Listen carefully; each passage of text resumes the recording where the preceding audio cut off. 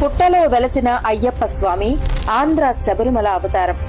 2020లో ఒక శ్రావణ శుక్రవారం రోజు శ్రీకాకుళం జిల్లా కొమ్మవలస గ్రామానికి చెందిన హరిబాబు రామలక్ష్మణ్ వేట కోసం కోదడ్డపనస గ్రామంలోని కొండపైకి బయలుదేరారు.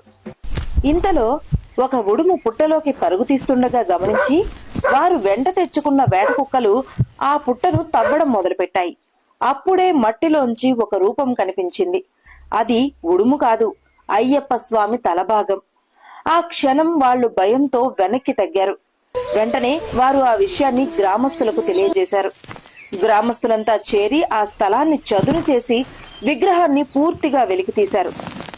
ఆ దివ్య రూపం చూసి అందరి కళ్లల్లో భక్తి భావం నిండిపోయింది. ఆ రోజు నుండే తండోపతండాలుగా ప్రజలు అయ్యప్ప దర్శనం చేసుకోవడానికి వచ్చారు. భూమిలో నుంచి వెలసిన అయ్యప్ప స్వామి మన శ్రీకాకుళం జిల్లాకు ఒక దివ్య వరం. అయ్యప్ప స్వామి మహిమతో 2 వారాల్లోనే ₹1 కోటి విరాళాలు చేరాయి. ఇప్పుడు ఆలయం శబరిమల నమూనాలో నిర్మాణం జరుగుతోంది.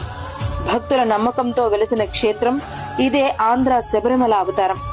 ఈ కార్తీక మాసంలో అయ్యప్ప స్వామి భక్తులందరికీ ఈ రీల్ ని షేర్ చేసి కింద అయ్యప్ప అని కామెంట్ చేయండి. స్వామియే శరణమయ్యప్ప.